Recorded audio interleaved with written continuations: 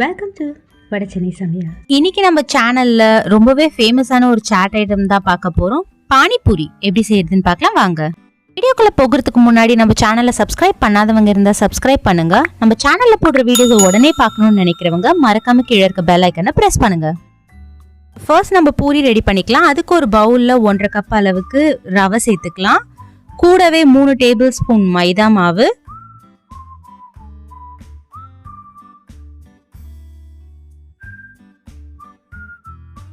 தேவையான அளவு உப்பு, கூடவே 1/4 டீஸ்பூன் பேக்கிங் சோடா.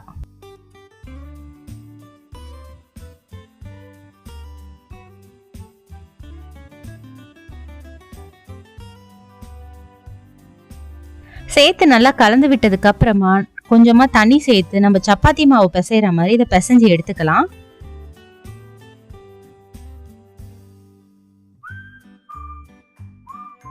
ஸோ இப்போ சப்பாத்தி மாவு மாதிரி பிசைஞ்சதுக்கு அப்புறமா ஒரு 5 மினிட்ஸ் நல்லா இதை இழுத்து பிசையணும். ஸோ மாவு சாஃப்டாக கிடைக்கிறதுக்காக.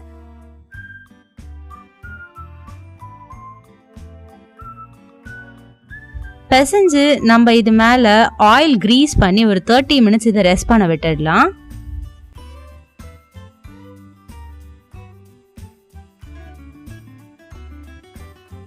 ஸோ இப்போ 30 மினிட்ஸ் ஆயிடுச்சு. ஸோ நம்மளோட மாவும் ரெடி ஆயிடுச்சு.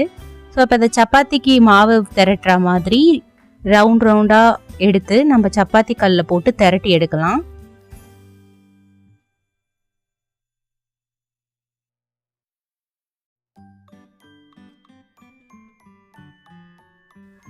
இது பார்த்தீங்கன்னா ரொம்ப தின்னாக திரட்டணும்.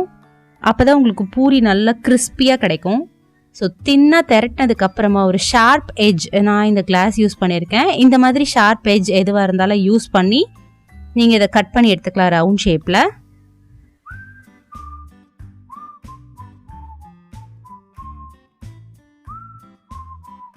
நம்மளோட பூரி மாவு ரெடி ஆயிடுச்சு. ஸோ இப்போ ஒரு கடாய் வச்சு அதில் பூரி ஃப்ரை பண்ண ஆயில் ஆட் பண்ணிக்கலாம். ஆயில் ஆட் பண்ணி ஆயில் சூடானதுக்கு அப்புறமா நம்ம ஒரு பூரியாக இதில் போடலாம். ஸோ இப்போ பார்த்தீங்கன்னா ஃப்ளேம் வந்து உங்களுக்கு மீடியம் ஃப்ளேமில் இருக்கணும். ஹை ஃப்ளேம்லேயும் இருக்கக்கூடாது, லோ ஃப்ளேம்லேயும் இருக்கக்கூடாது. ஸோ இப்போ சேர்த்த பூரியை ஒரு சைடு ஃப்ரை ஆகிடுச்சு, ஃப்ளிப் பண்ணி போடலாம். ஃப்ளிப் பண்ணி போட்டு நல்லா கோல்டன் ப்ரௌன் ஆகிற வரைக்கும் ஃப்ரை பண்ணி எடுக்கணும். அதை இந்த மாதிரி பாருங்கள், நம்மளோட பூரி ரெடி ஆயிடுச்சு.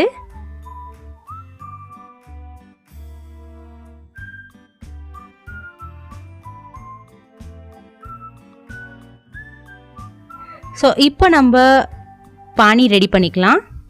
ஸோ அதுக்கு ஒரு மிக்சர் ஜாரில் ஒரு கையளவு புதினா, ஒரு கையளவு கொத்தமல்லி,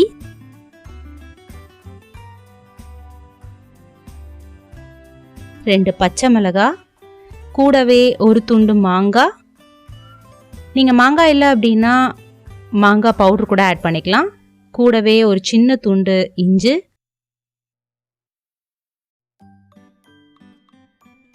இது எல்லாத்தையும் சேர்த்து நல்லா பேஸ்ட்டாக அரைச்சி எடுத்துக்கலாம். ஸோ இந்த அளவுக்கு இருக்கணும் பேஸ்ட்டு பார்த்தீங்கன்னா.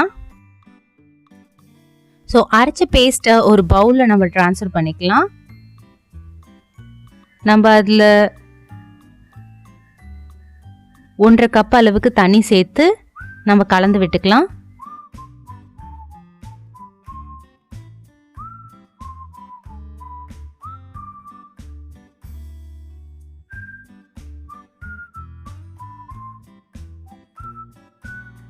இப்போ ஒரு ½ லெமன் வந்து பிழிஞ்சு எடுத்துக்கிறேன். பிழிஞ்சதுக்கு அப்புறமா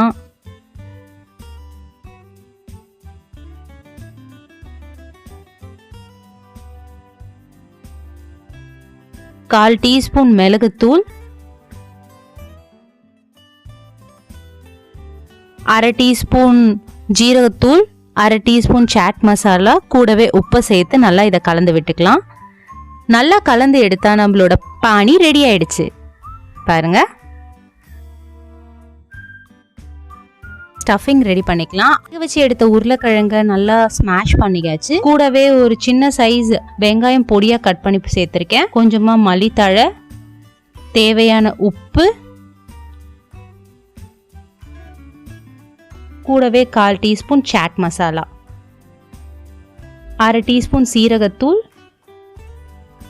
அண்ட் 1/2 டீஸ்பூன் சிவப்பு மிளகாய் தூள் எல்லாம் சேர்த்து நல்லா இதை கலந்து விட்டுக்கலாம். கலந்து விட்டா நம்மளோட ஸ்டஃபிங் ரெடி. ஸோ இப்போ நம்ம பானிபூரி அசம்பிள் பண்ணிக்கலாம். அதுக்கு ஒரு பூரியில் நான் கொஞ்சமாக ஸ்டஃபிங் ஆட் பண்ணிக்கிறேன். கூடவே டேட்ஸ் டாமரிண்ட் சட்னி ஆட் பண்ணிக்கிறேன் அண்ட் மின்ட் சட்னியும் சேர்த்துக்கிறேன். சேர்த்துட்டு நம்ம ரெடி பண்ணி வச்சிருக்க பானியை சேர்த்து அப்படியே சாப்பிடலாம்.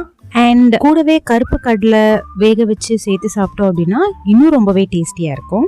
இந்த 2 டைப்ஸ் ஆஃப் சாஸ் எப்படி ரெடி பண்ணுறதுன்ற வீடியோவோட லிங்க் கீழே டிஸ்கிரிப்ஷனில் கொடுத்துருக்கேன் அண்ட் மேலே ஐ பட்டன்லையும் கொடுத்துருக்கேன். மறக்காமல் செக் பண்ணுங்க.